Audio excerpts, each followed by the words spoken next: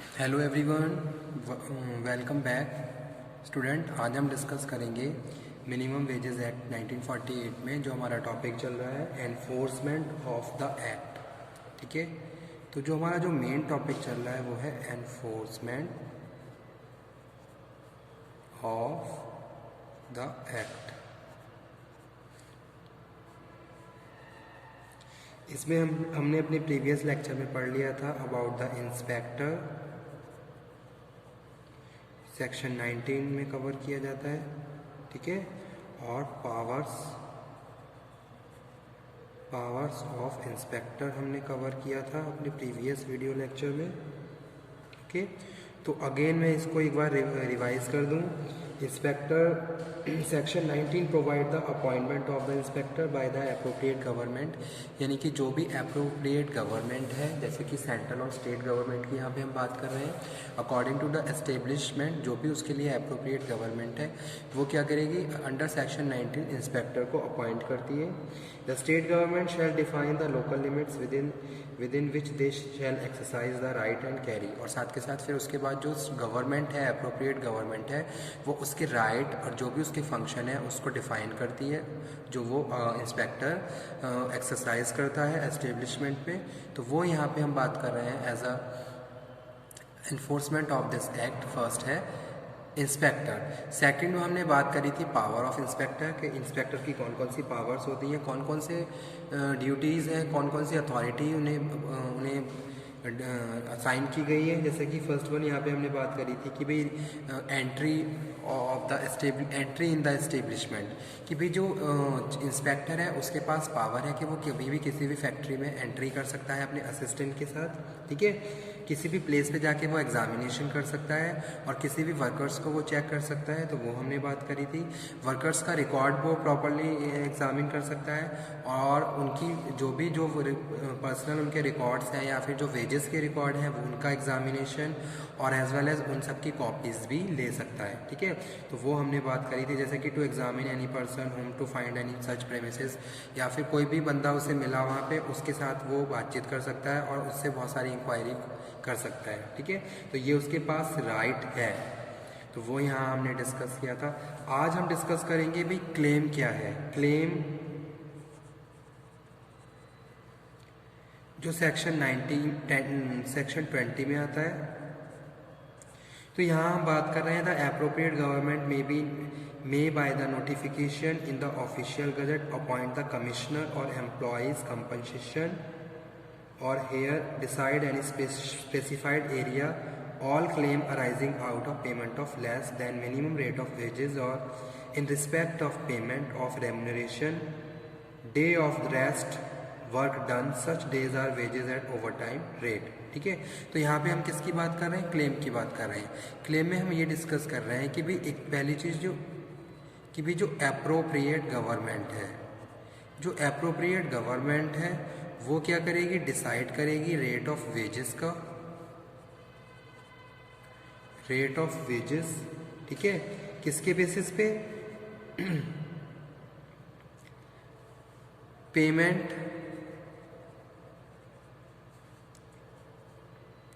Of wages कितना किया जाना है, according to work, according to work, कि भाई वो क्या वर्क परफॉर्म कर रहा है, एंड कैटेगरी, वो किस कैटेगरी में वर्क को परफॉर्म कर रहा है। ओके, उसके हिसाब से जो क्लेम है वो प्रोसीड किया जाता है। ओके, और यहाँ पे हम पेमेंट ऑफ रेम्यूनरेशन की भी बात कर रहे हैं, payment of remuneration.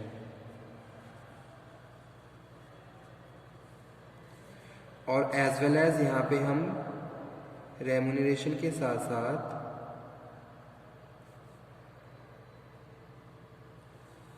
Over time को भी डिस्कस कर रहे हैं। यानी कि क्लेम किसके लिए, जो भी अप्रोप्रिएट गवर्नमेंट है वो डिसाइड करेगी किसके बिहाफ पे, उसका पेमेंट ऑफ रेम्यूनरेशन के बिहाफ पे, ओवर टाइम के बिहाफ पे और अकॉर्डिंग टू हिज वर्क कि वो क्या वर्क कर रहा है और किस कैटेगरी में वर्क कर रहा है। इससे पहले हमने बात करी थी फिक्सेशन और रिवाइजेशन की कि भाई किस तरीके से फिक्स किया जाता है वेज। तो वो सारी कंडीशन, वो सारे प्रोविज़न लागू करते हुए हम उसका जो डे वर्क है वो किस कैटेगरी में काम कर रहा है और कितना ओवर टाइम उसका प्रोसीजर है, उसके हिसाब से उसके क्लेम की यहाँ पे हम डिस्कशन कर रहे हैं।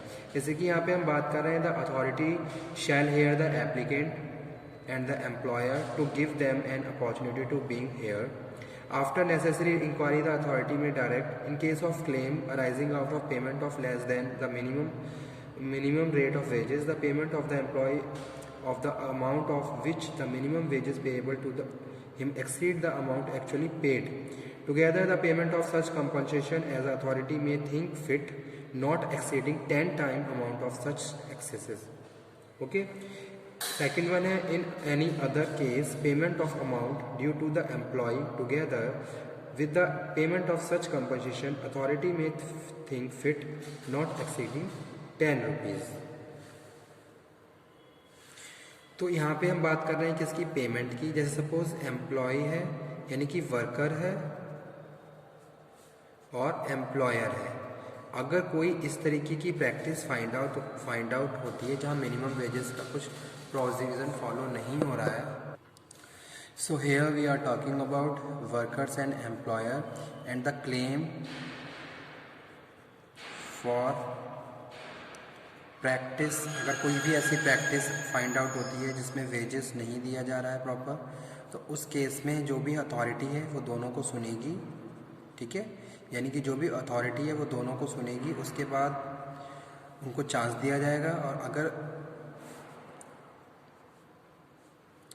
आपस में कंसेंट नहीं हो रहा है तो उसके बाद क्या है, अथॉरिटी डिसाइड करेगी अबाउट द क्लेम। तो वो यहाँ पे हम डिस्कस कर रहे हैं।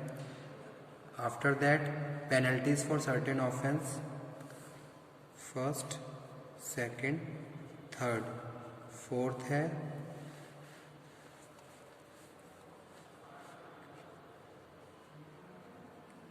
Penalty for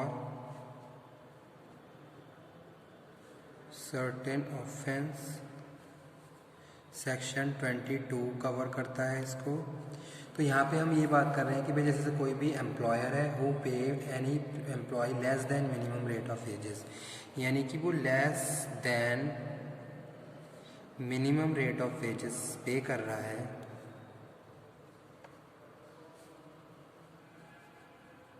okay. Class of work less than amount due to under the provision of the act. So rule of order made under section 30 shall be punishable with the imprisonment. तो वो क्या है, शैल be punishable यानी कि punish होगा, शैल be punishable यानी कि punishable का प्रोविज़न है, ठीक है। Imprisonment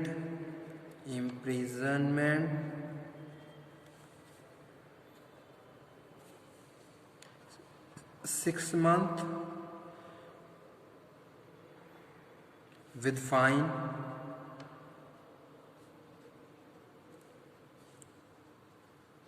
which may extend, okay, and both, और दोनों भी हो सकते हैं कि भी फाइन भी इम्पोज किया जा सकता है, इम्प्रिजनमेंट भी हो सकती है या फिर दोनों भी हो सकती है। तो ये हम बात कर रहे हैं पेनल्टी की। अगर कोई भी ऐसी प्रैक्टिस फाइंड आउट की जाती है इसमें वर्कर्स को प्रॉपर मिनिमम वेज जो भी फिक्स है उसके हिसाब से वेज नहीं दिया जा रहा है, तो उस केस में पेनल्टी का प्रोविज़न है, ठीक है। उसके बाद जो नेक्स्ट है वो है जर्नल प्रोविज़न। 5th नंबर पे हम बात कर रहे हैं journal provision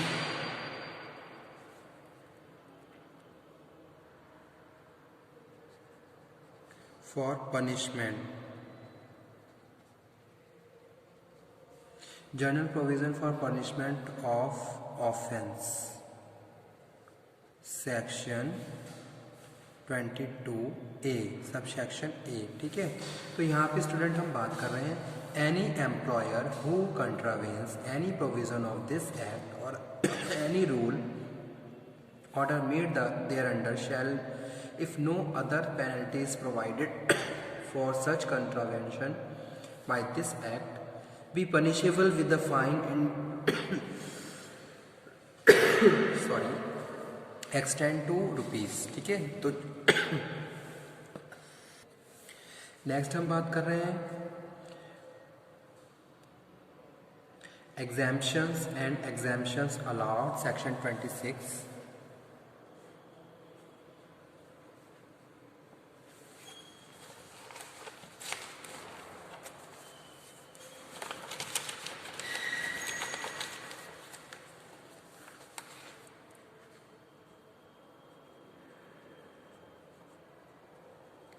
exemption and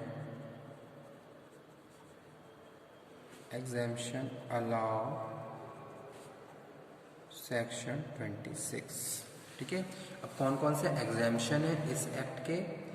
the following exemptions कौन कौन से हैं? The provision of this act shall not apply in relation of the wages payable to disabled employees. तो पहला क्या है? Disabled employ.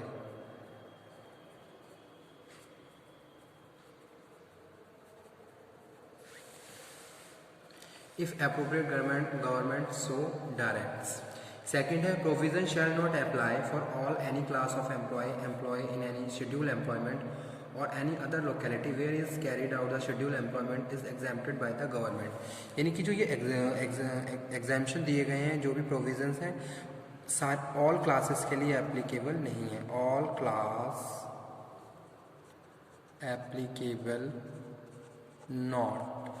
ओके, थर्ड है the provision of this act और any them shall not apply in relation to the such employees who are already receipt of wages exceeding the prescribe limits.